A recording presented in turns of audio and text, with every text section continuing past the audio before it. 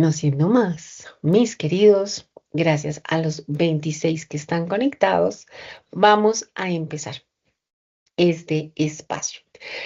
Em, Arranquemos, que me emociona esto, locos. Listo. Hablemos un poco de datos curiosos. A mí me gusta darles datos curiosos y resulta que entre los datos curiosos son investigaciones, locos. Me gusta que ustedes empiecen a abrir su gusto hacia las investigaciones, hacia leer contenido real y con evidencia. Ahora nosotros en todos los medios sociales encontramos mil de información que no tiene un sustento científico. Nosotros estamos ligados con la ciencia, locos. Nosotros no somos consejeros. Nosotros nos basamos en procesos cuanti y quali, es decir, cuantificables y cualificables, medibles, sustentables. Entonces, hay mucha información que abunda en las redes y creo que les pasa y ya cuando uno es profesional del área de la salud, choca un poquito con todo eso que uno encuentra porque es desprestigiar un poco la labor que nosotros hacemos. El ejercicio para mí no es solo enseñarles de neuropsicología, sino enseñarles también a dignificar la profesión, a ser éticos, a ser críticos en el ejercicio. Y eso nos ayuda en parte formándonos desde el proceso de mirar investigaciones. ¿Qué nos dicen las investigaciones? Gente que esté realizando trabajos de campo con hechos fehacientes. ¿Listo? Entonces, ojo con los youtubers, ojo con estos coach que a veces no nos dan información certera. Este es un dato curioso. Esto fue publicado en el 2023, el 23 de agosto, hace 2 años, y nos habla de una neurocientífica que se llama Mónica López Hidalgo. Ella es una investigadora de la Escuela Nacional de Estudios Superiores de México. Ella nos habla de un estudio genético en donde se establece toda la estructura cerebral, identificando cómo se organiza el cerebro. Y en ese proceso encuentra que se ha venido a lo largo del tiempo identificando que al sistema nervioso se le ha seccionado, como se secciona todo desde la medicina alopática. Recordemos que en la medicina alopática nos seccionan, somos cabeza, somos corazón, somos estómago, somos intestino, somos rodillas, somos codo, pero no nos ven como una integralidad. Y eso mismo estaba pasando en el campo de la neurociencia. El sistema nervioso dejó de verse como un gran sistema a verse solo y exclusivamente como el sistema nervioso central, ¿cierto? Cuando ustedes piensan en el sistema nervioso, ¿qué es lo primero que se les viene? Al cerebro, ¿no? Una neurona. ¿Pasa o no pasa? Mi querida Mariluz, dímelo. Dímelo cantando. Se nos viene la neurona, ¿no? ¿A cuántos se les vino la neurona en la cabeza cuando les empecé a hablar del sistema nervioso? Ay, la neurona que parece una estrellita. Es lo primero, muchas gracias Mariluz, muchas gracias María Angélica, es lo primero que se nos viene en la cabeza. Y resulta que nuestro sistema nervioso es eso. Esta neurocientífica nos dice, es que el sistema nervioso es más que un sistema nervioso central, en donde solo vamos a hablar de la médula, del encéfalo y de las neuronas.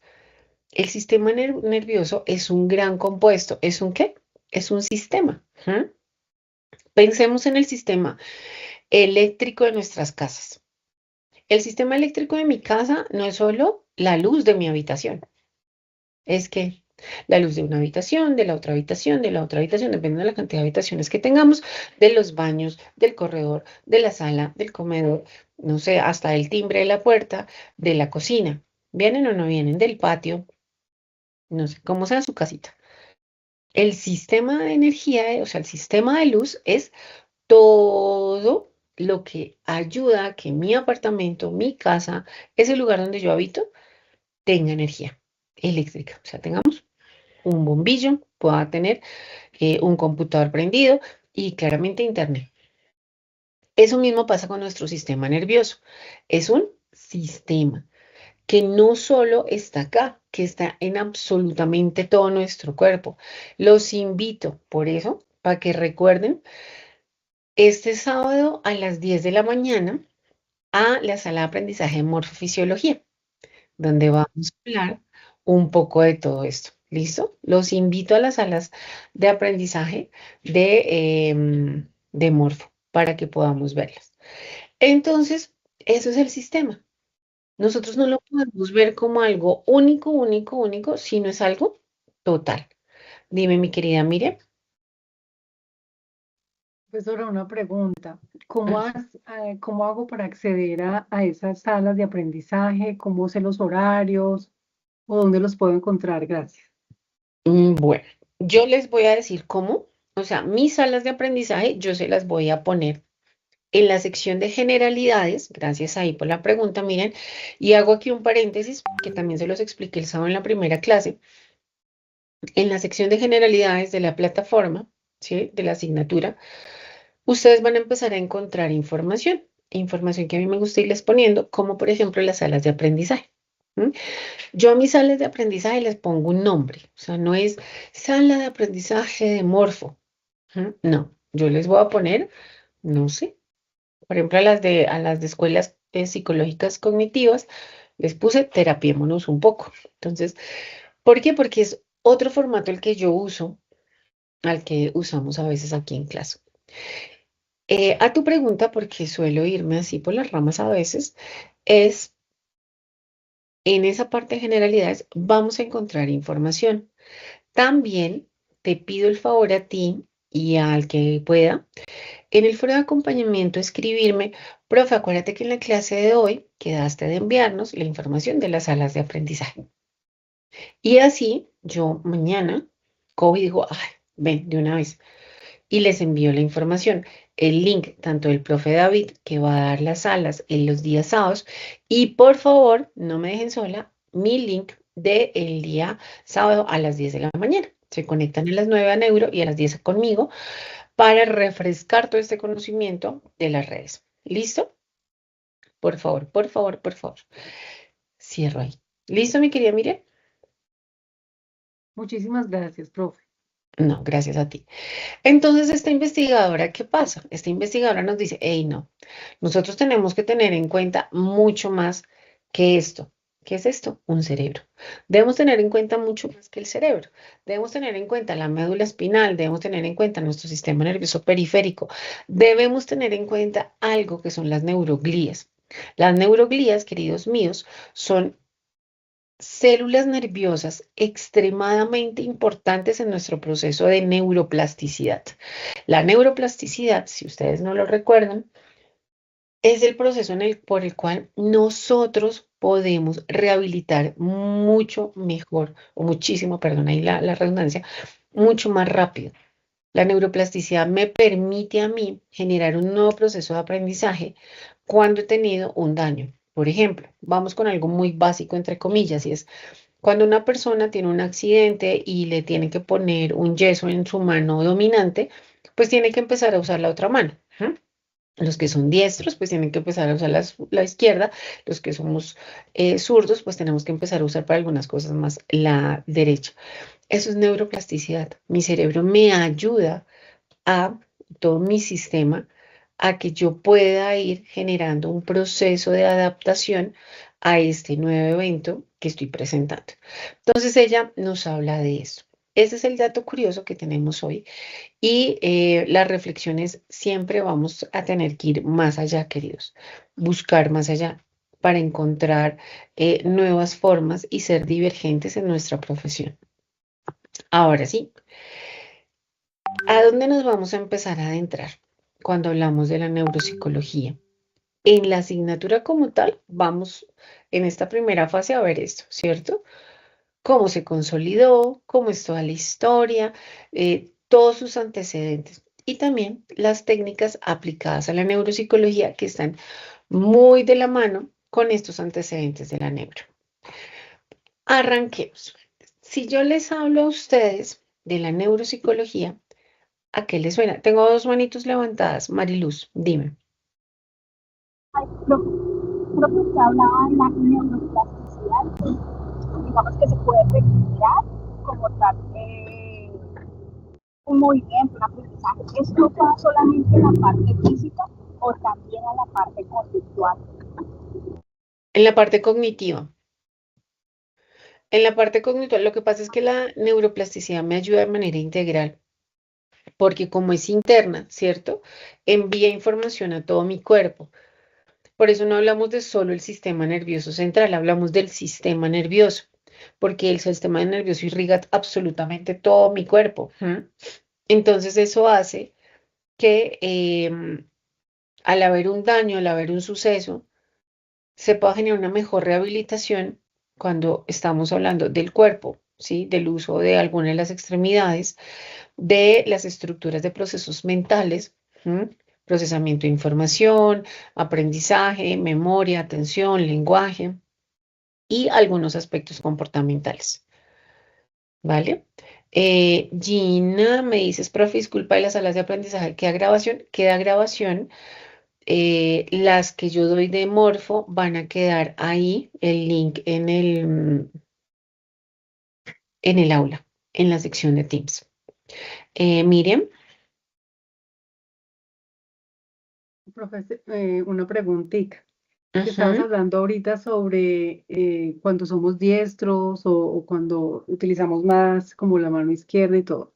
Quería hacerte una pregunta. A ver, tengo un sobrinito de 8 años, el cual él empezó siempre a utilizar la mano izquierda y todo lo que hace y lo que hacía, todo es con la mano izquierda.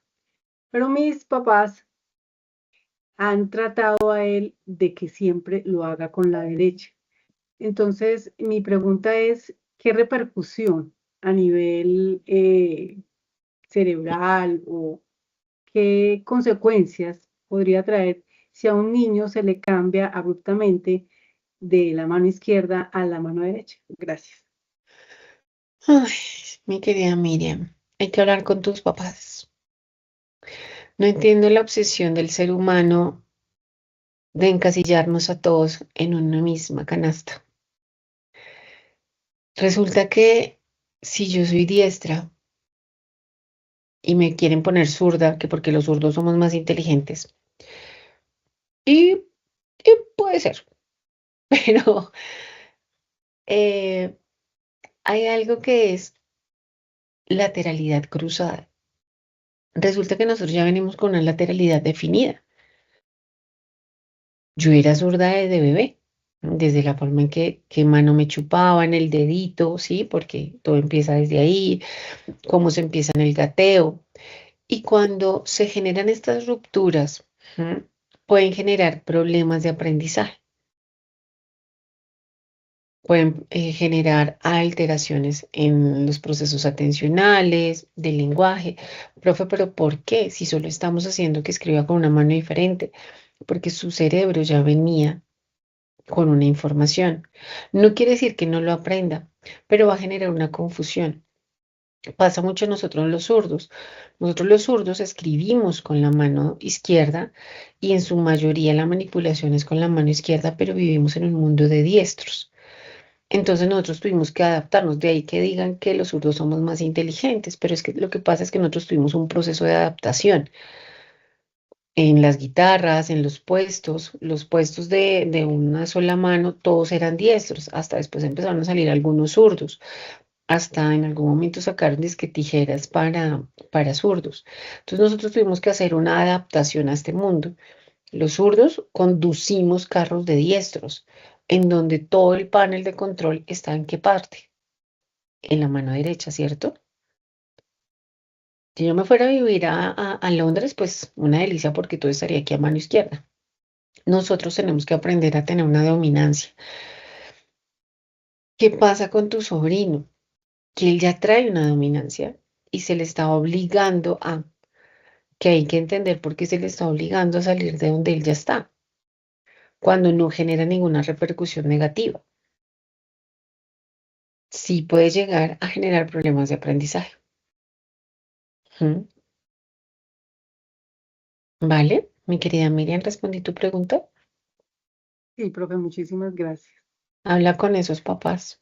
Sí, es que eso trato de hacer, pero a veces claro, son dos abuelos de 82 años donde ellos siempre son como tan terquitos, digámoslo así. Entonces, ¿Porque quieren que pero escriba con la derecha? no, porque es como, no, es que es mejor escribir con la derecha y como lo tradicional o lo de ellos o lo de siempre. No, es que hay que escribir con la Díselo, derecha. Y, díselo así, mm, padre.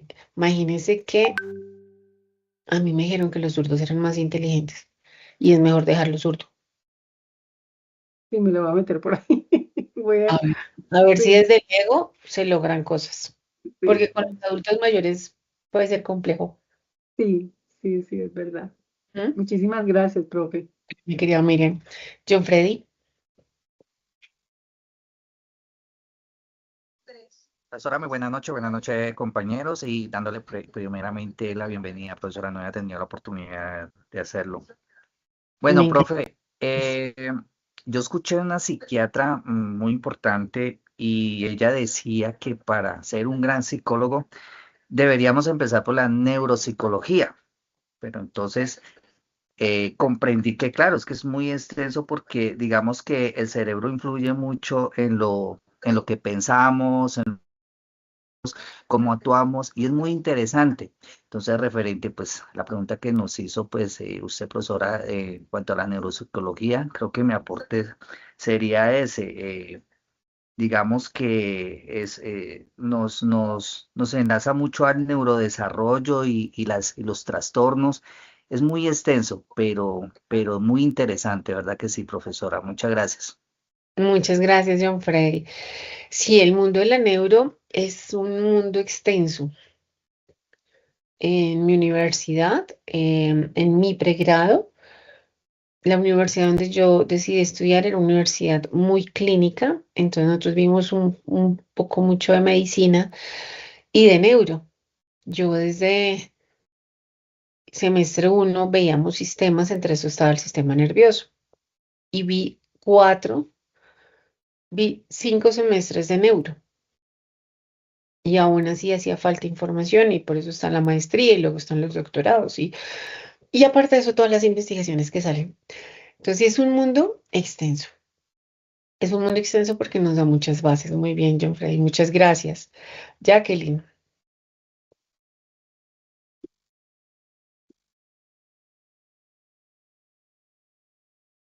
Elizabeth.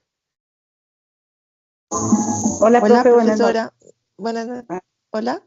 ¿Quién me está hablando? Ah, Jacqueline. Ya vamos con Sí. Elizabeth. Hola, buenas noches. Es que pena, profesora, es que yo me conecté tarde. Ujú. Entonces, te quería hacer una pregunta y es referente a la actividad. Creo que tú tenías la tutoría a las 5:30. Quería saber si esa actividad esa tutoría que hiciste a las 5:30, queda grabada en herramientas. La monitoría. La monitoría Sí. queda grabada y apenas terminemos esta sesión, tanto la grabación de la monitoría como la grabación de la tutoría van a encontrarla siempre en la sección de herramientas, Teams. Esto también se Pero los en herramientas de Teams o en la página de herramientas de la página de nosotros de la Ibero. dame un segundito. Esto se los expliqué en la sesión que tuvimos el día sábado. ¿Dónde van a encontrarlo? Ingresan al aula, ingresan a la sección de neuropsicología, bueno, a la asignatura de neuropsicología, y ahí ingresan a herramientas, Teams Ah, y sí. encuentran la grabación. Ah, ok. La Vale. grabación la van a encontrar con fecha y temática abordada. Vale. Vale, gracias. Sí, porque es que cuando dejan así como los links solo en la aplicación de Teams, a veces se pierden por los chats. Entonces, por Eh, eso decía que sí queda realmente es en la página de la Ibero, en claro, herramientas. tiene que quedar. La Ah, ok. directriz de la Vale. universidad es esa. Uno no. Vale, vale. ¿Ustedes a Listo, dónde muchas tienen que gracias. ingresar? Al aula. Si a Ujú, ustedes sí. hay un profesor que no les está subiendo los links al aula, tienen que informar porque es algo que Sí, los... es que ya me pasó en una clase y que no lo subía, entonces por eso quiero confirmar, porque pues como no alcancé a conectarme por temas Ujú. laborales, pues porque yo lo veo pues a primera hora por la mañana. Perfecto, Pues, Jacqueline, vale, bienvenida, muchas gracias, muy amable. bienvenida, dale. Elizabeth Pirazán. Hola, profe, buenas noches. Julia. Mira, pues tú hiciste una pregunta, ¿no? De cómo podríamos pensar o qué podríamos pensar sobre la neuropsicología. Entonces, considero que, o sea, la relación que existe entre el estudio del cerebro y toda la conducta humana, ¿sí? Y digamos, si uno va un poco más avanzado o pues ya lo mira un poquito más, es como, digamos, todas estas lesiones cerebrales, cómo pueden afectar la conducta y obviamente cómo desde la neuro se pueden reparar y se puede hacer una rehabilitación. Eso es lo que quería aportar. Muy bien, Elizabeth. Muy bien. Fernelis. Buenas noches, compañero. Profesora, ya que abordamos el tema bastante interesante con la neuropsicología, considerando que, bueno, que estudiamos la relación entre el cerebro y la conducta humana, siempre he tenido un poco algunas curiosidades y entre ellas aspectos jocosos. Mire, me he preguntado siempre si podemos cambiar hábitos. Por ejemplo, reprogramar nuestra mente para levantarnos a X o determinada hora en la madrugada, sin necesidad de utilizar un despertador. Esa es una. Otra, eh, se pueden cambiar algunos hábitos, sí o sí. Tengo algunas amigas y amigos que sí o sí, después de almorzar o cenar, tienen que ir al baño. Entonces es algo un poco como engorroso, porque si estamos en alguna casa, tienen que retirarse a buscar un baño o algo. Y lo otro, es algo un poco de infidencia. Tengo un hermano que él nos confesaba en una ocasión que él no puede ver un sanitario porque le dan ganas de entrar al baño.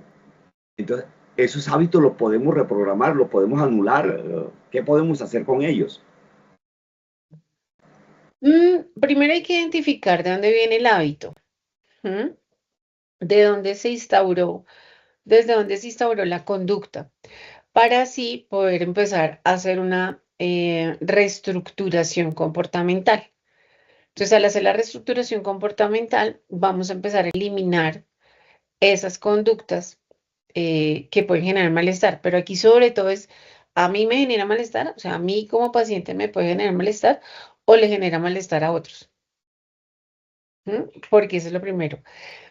Ante tu pregunta es, sí, se pueden cambiar conductas, se pueden modificar comportamientos, pero claramente necesitamos entender de dónde llegaron esos comportamientos, porque si no entendemos de dónde vienen, se van a mantener. ¿Respondí tu pregunta, Sí, Fernelis? y la primera, profesora, de reprogramar nuestra mente para despertarnos a determinada hora sin necesidad de un despertador. Hay gente que uno lo escucha y dice, yo digo que me levanto a las 5 y a las 5 me despierto. O me Mm, levanto a las 4 y a las 4 me despierto. Pues no ¿Eso sé si tiene esa alguna validez científica o no? Em, uno podríamos revisar a la hora en que esa persona se acuesta. Si esa persona, no sé, se acuesta a las 10 de la noche, pues ya miramos su ciclo de sueño. No, mi ciclo de sueño es de 6 horas. Automáticamente se va a levantar a las 5 de la mañana.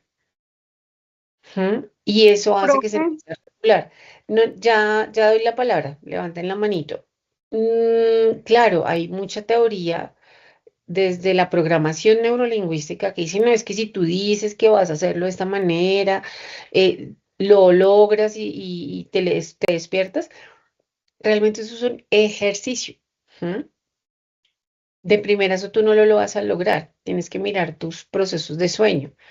Duermo 7 horas. Ah, bueno, entonces yo sé que si yo me quiero levantar a las 6 de la mañana, yo a las 11 ya tengo que estar dormida. ¿Mm? Y eso va a ayudar a irte instaurando esos procesos de sueño sin necesidad de usar una alarma, porque te apuesto, no es un concepto muy profesional el que acabo de decir, pero que esa persona, Fernelis, cuando empezó a no usar el despertador, no dormía bien, porque estaba en tengo que madrugar, no me puedo dormir. Entonces estaba en un estado de alerta. ¿Sí? ¿Sí, Fernelis, o no? Sí, sí, sí, claro, profesora. Perfecto. Bueno, Gracias. no, gracias a ti por la pregunta. Ana Sofía.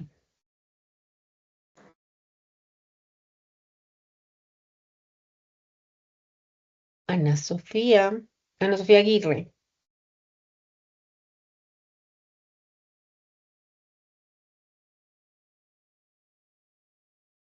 ¿No? Mariluz. Profe, con respecto a lo que decía el compañero, creo yo que es más la disciplina que se forja constantemente, digamos que un hábito que se forma si uno lo hace repetidamente. Creería yo que sería eso y que ya el cerebro como tal y el cuerpo como tal se está acomodando a esa rutina. Generalmente he escuchado, no sé si eso sea científico, que un hábito por 20 días pues ya se genera una costumbre. Entonces, pues yo creería, no sé si estoy bien Hmm. o es un mito.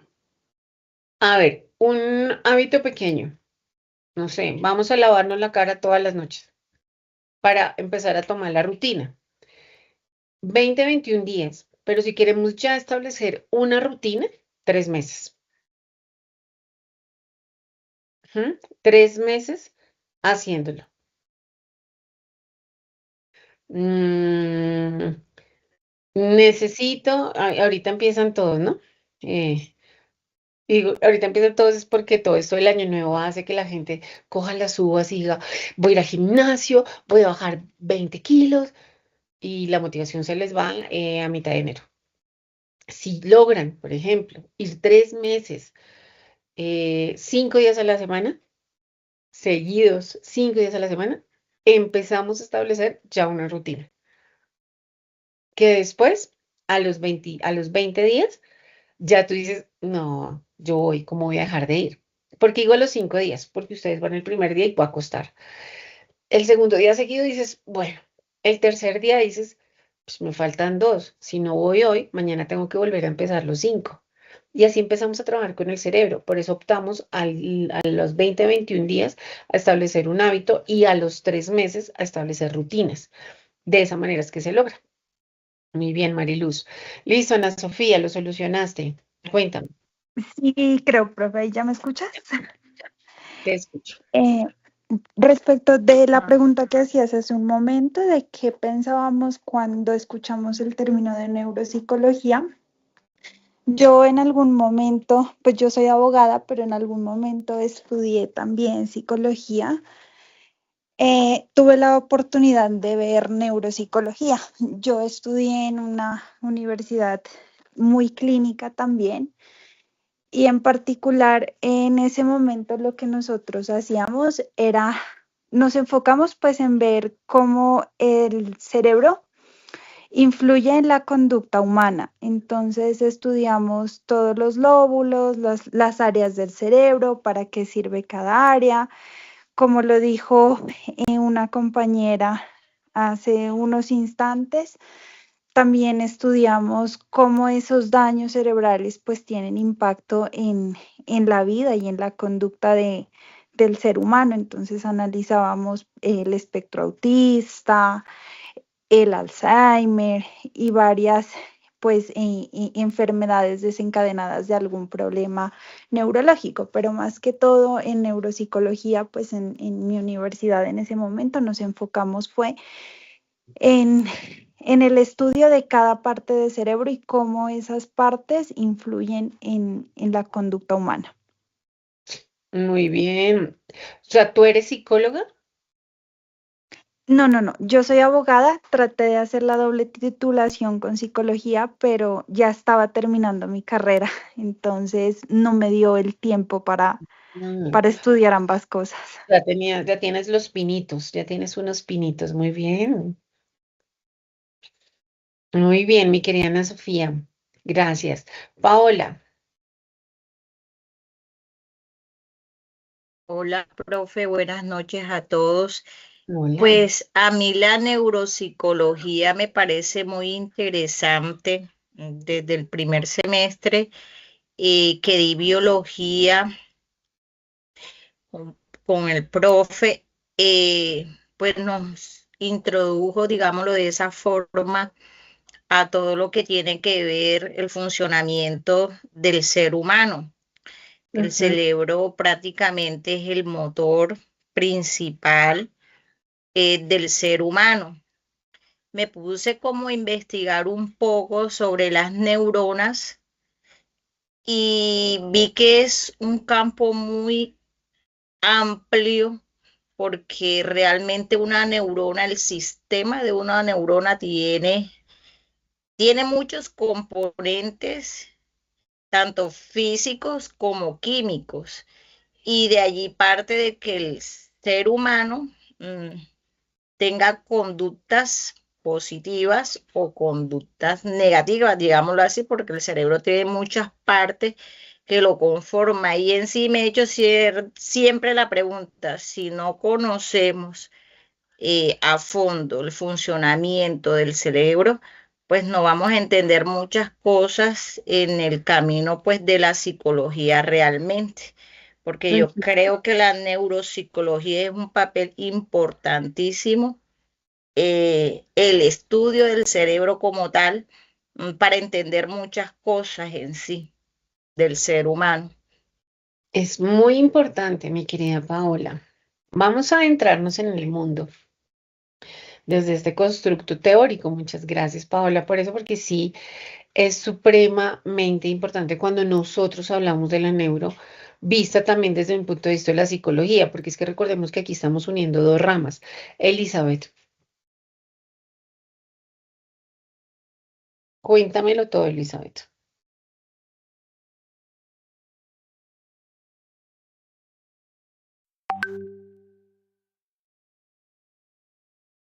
Bueno, yo ahorita, si algo me escribes. Bueno, entonces cuando nosotros hablamos de la neuro, recordemos que hablar de neuropsicología es unir dos mundos.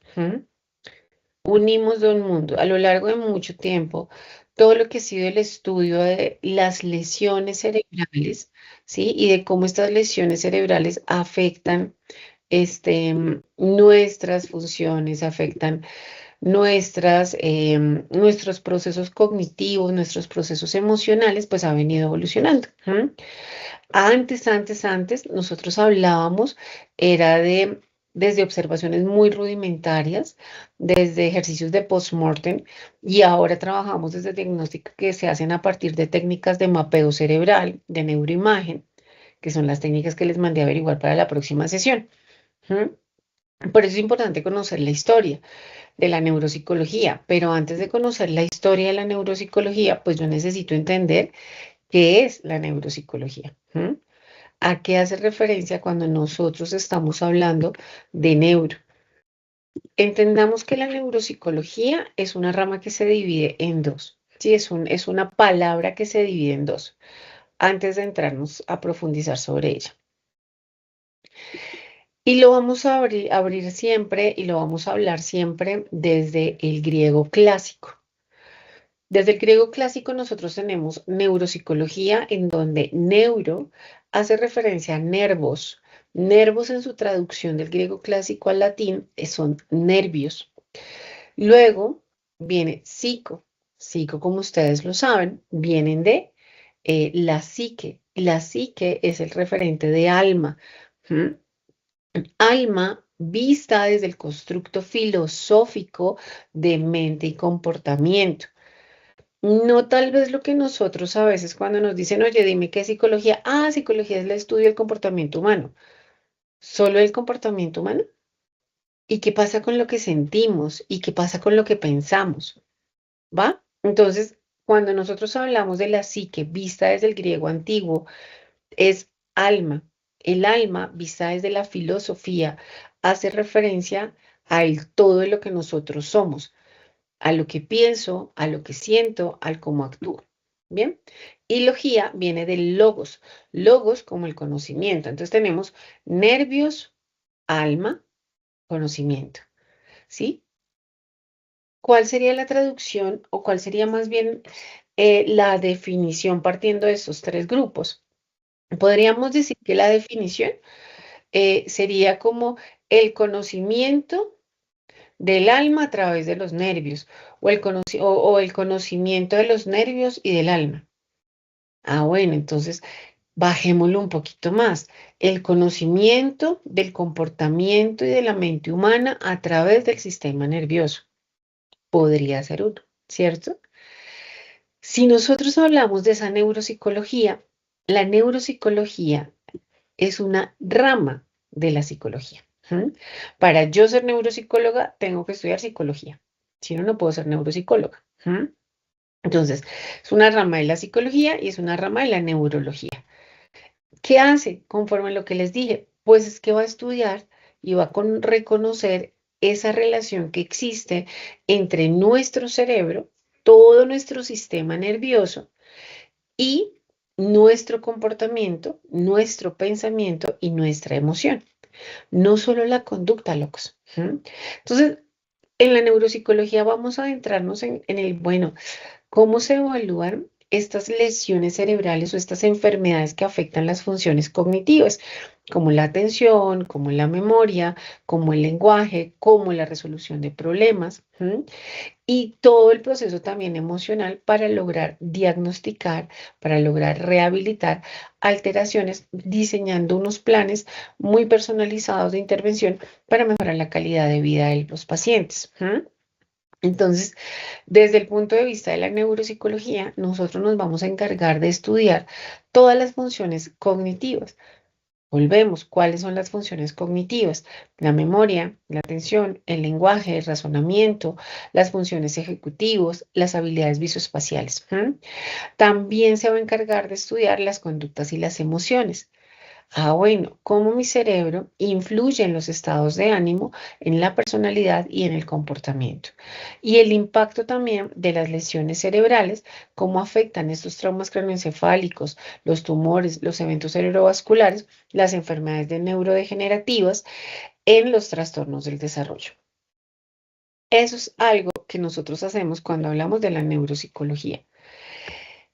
La neuropsicología está diseñada para poder centrarse en todas estas estructuras, en todos estos procesos, para poder nosotros centrarnos desde un constructo científico esa relación del cerebro, el comportamiento, el pensamiento y la emoción.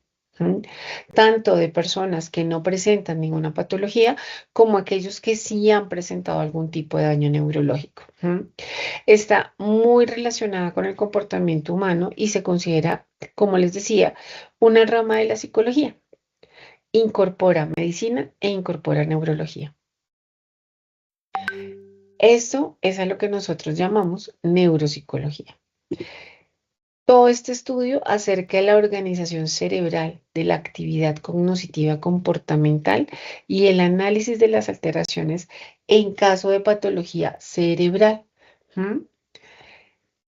Este tipo de análisis permite que nosotros, cuando digo este tipo de análisis, todo lo que se ha venido estudiando, permite que tengamos avances notables en la comprensión de cómo se organiza el sistema nervioso. Y para hablar un poco de todo este proceso, de lo que es la historia, partiendo ya de la claridad de lo que es la neuropsicología, partiendo de la claridad de que nosotros como neuropsicólogos, por ejemplo, lo que hacemos es evaluar, es diagnosticar, es rehabilitar y es prevenir. ¿Sí? Nosotros qué diagnostican, qué evaluamos, pues vamos a utilizar, que la vamos a ver más adelante, pruebas neuropsicológicas, entrevistas clínicas y técnicas de neuroimagen para poder medir el funcionamiento cerebral. Luego esto nos va a llevar a la fase del diagnóstico, donde vamos a identificar déficits cognitivos y emocionales, localizando áreas cerebrales afectadas. Vamos luego a la rehabilitación, en donde vamos a diseñar un plan de rehabilitación muy personalizado e individualizado con ejercicios, con actividades para recuperar, para compensar, para sustituir algunas funciones perdidas. Y ya en la fase de la prevención es que se diseñan programas para proteger la salud cerebral. Eso es lo que hacemos. Nosotros no solo nos centramos en cómo si tú tuviste o tienes un tumor, está afectando tu capacidad cognitiva. No solo nos centramos ahí, resulta que nosotros también podemos trabajar con aspectos emocionales y cómo el cerebro tiene un funcionamiento particular cuando hay una depresión, cuando hay un estrés, ¿m? Cuando hay un episodio de pánico y demás. ¿Vienen conmigo? Sí, profe, muchas gracias. Perfecto. Listo. Entonces, para entender un poco cómo surge todo esto, vamos a hablarlo desde, cito aquí el libro de Neuropsicología Clínica de Ardila y Rosselli, que nos lo plantea en 4 grandes periodos. Primero, el periodo preclásico. Segundo, el periodo clásico, que va hasta aproximadamente la Segunda Guerra Mundial. Tercer periodo es el moderno, o también conocido el posterior a la Segunda Guerra Mundial. Ojo con este segundo y con este tercero, que nos van a dar una información supremamente importante. O sea, estos dos nos catapultan a lo que vamos a experimentar ya en el cuarto periodo, que es el contemporáneo, que es ya esto último que empezamos a vivir desde 1975. ¿Listo? Entonces vamos a hablar de estas 3 fases. Bueno, ya son las 6:59, vamos a ver cómo nos va. Este es un cuadro sinóptico tomado de internet. ¿Listo? Pueden también encontrarlos en estas secciones. Cuando nosotros hablamos de todo el proceso de la historia, como les decía, hay hechos de la historia de la neuropsicología que han permitido que nosotros tengamos avances científicos de una manera cronológica. Y por eso lo vamos a hablar desde los periodos. Quiero que hoy hablemos del periodo preclásico y dejemos para el próximo martes el periodo clásico, el periodo moderno, ¿cierto? El periodo clásico, el periodo moderno y el periodo contemporáneo.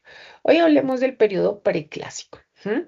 Y en el periodo preclásico es el primero referente sobre la historia de la neuropsicología desde el 3500 antes de Cristo, y todo empieza en un hermoso lugar que es Egipto, donde se asoció la pérdida del lenguaje como una alteración cognitiva. Ya tiempo después, sobre los 400 antes de Cristo, en Grecia, Hipócrates, que es el padre de la medicina, realiza el primer reconocimiento a todo lo que es la incapacidad cognitiva producida por lesiones cerebrales y cómo éstas empiezan a impactar en las pérdidas verbales. A lo largo de este relato, ustedes van a encontrar que el punto más fuerte es el lenguaje. Debido a las pérdidas del lenguaje, debido a las alteraciones del lenguaje que se empiezan a identificar por los golpes y demás, siempre habían existido, pero se empiezan a hacer más evidentes en esta época, empieza a captar más la atención y se empiezan a investigar. Gracias a eso es que empezamos a evolucionar y aparecemos como neuropsicología, pero lo veremos más adelante. Entonces, empezamos con estas pérdidas verbales. Ya en el siglo II, después de Cristo, Claudio Galeano da origen desde un enfoque más cerebral al que se le conocía como localizacionismo. Esta teoría, ¿qué pasa con el localizacionismo? Habla de que la mente y su actividad se llevan a cabo en un lugar que es el encéfalo. Y esto se da mediante componentes independientes. Entonces propone una teoría que es la teoría ventricular. Ya durante la Edad Media llega Alberto Magno en el siglo XIII, perdón, en el siglo XIII, donde va a desarrollar esta teoría ventricular. ¿Qué pasa con la teoría ventricular? La teoría ventricular nos explica el origen de todas las facultades mentales. Y esas facultades mentales en las cavidades anatómicas a las que nosotros llamamos ventrículos cerebrales. Y así se empiezan a determinar que son 3 cavidades cerebrales, una anterior, que es la percepción, otra media, que es el razonamiento, y una última, que es la cavidad posterior, que hace referencia a la memoria. Hay otras teorías localizacionistas que también llegan en el siglo XVII, por René Descartes, que propone que la mente y que el cuerpo actúan entre sí y que el punto donde estas interactúan es en la glándula pineal. Entonces empieza a existir una mano de información, cada uno desde sus percepciones y desde sus investigaciones, en donde también llega Frank Joseph Gall, que es el máximo representante de la teoría localizacionista. ¿Mm? ¿Qué pasa con Gall? Gall propone que la corteza y cada una de las circunvoluciones, no sé si ven aquí este cerebrito que les estoy mostrando que es un llaverito, las circunvoluciones son todas estas ranuritas que estamos viendo. Aquí vemos el hemisferio izquierdo, vemos el hemisferio derecho, ¿cierto? Entonces son todas estas ranuritas. Ahí lo vemos. Sí, señora. Perfecto. Esas son todas las circunvoluciones. Entonces, él nos decía que todas estas circunvoluciones son partes funcionales del cerebro junto con la corteza. ¿Mm? Y también empieza a identificar algunas formas que son importantes de conectar el cerebro con la médula cerebral o también con los hemisferios. Esto es el periodo preclásico, que viene todo, como les decía, desde el localizacionismo y donde aparece también en su momento un caso que yo creo que muchos lo sabemos, aunque ese caso llega en el preclásico, claro, 1848. El preclásico, como vemos aquí, va hasta 1865. En 1848, cuando ya se estaba hablando desde el localizacionismo del siglo, llega el caso de Phineas Gage, y Phineas Gage es este personaje que trabajaba en las vías férreas, que tiene un accidente y presenta daño en el lóbulo frontal, donde se evidencia la relación entre estas áreas y la personalidad y el comportamiento. Búsquese en el caso de Phineas Gage, es muy bueno, se hace un estudio de él, de cómo él era antes y qué pasa después del accidente, cómo su personalidad también cambia. Entonces, el de la varilla, profesor. Dime. El de la varilla. El de la varilla, el que le atraviesa. Ajá. No. Es súper interesante, búsquenlo porque nos va a recrear un poco también todo lo que les recreó a ellos en su momento. Esa es la primera fase. La primera fase. Ya luego debemos seguir con todo lo que es el periodo clásico, moderno y contemporáneo. Tenemos estos personajes, son personajes muy importantes en nuestro proceso. Y por lo pronto vamos a dejar hasta aquí este encuentro de hoy, porque me imagino que tienen clase ahorita ya a las 7. Espero que este primer encuentro haya conectado con lo que ustedes desean entender de esta asignatura. Por lo pronto nos vemos en clase el próximo martes